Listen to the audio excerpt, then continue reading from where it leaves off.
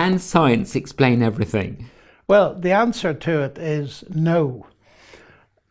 That's the brief answer to it. Explanation. What do we mean by an explanation? We want to understand something.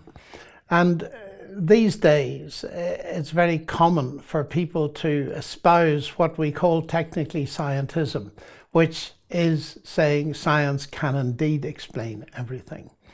But it ought to be obvious that that just doesn't work. Einstein was very clear on this, and he was a very bright scientist, one of the brightest there's ever been. And he put it this way. He said, you can talk about the ethical foundations of science, but you cannot talk about the scientific foundations of ethics.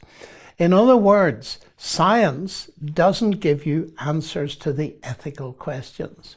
Now, if we want to probe that a little bit further, let's ask ourselves, what is science? Now, that's not so easy as you might think. And philosophers have rather given up defining science. We rather say there are certain things that we associate with science.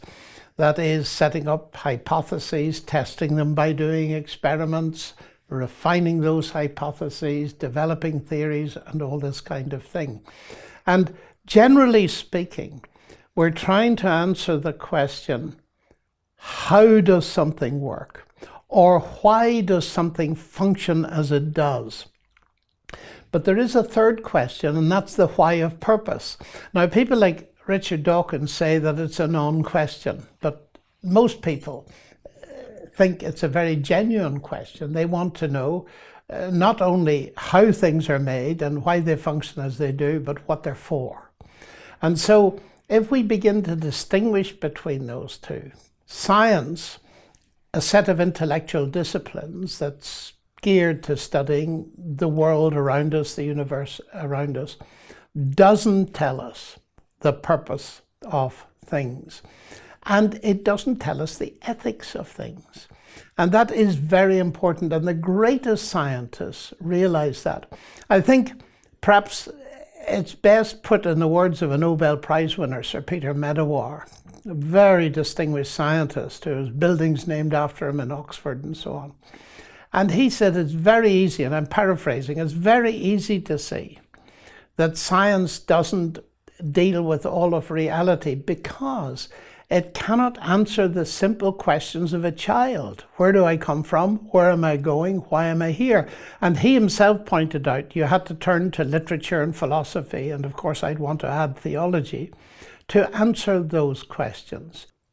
The biggest questions to which we want answers, the why, especially when they're whys about personal existential experience, science doesn't answer them.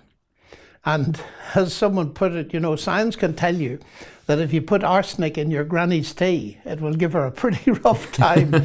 But science won't tell you if you should do it or not. Yes. So the whole ethical dimension, questions of love, and above all, I suppose, encompassing those, questions of meaning, science doesn't deal with. We got to look elsewhere.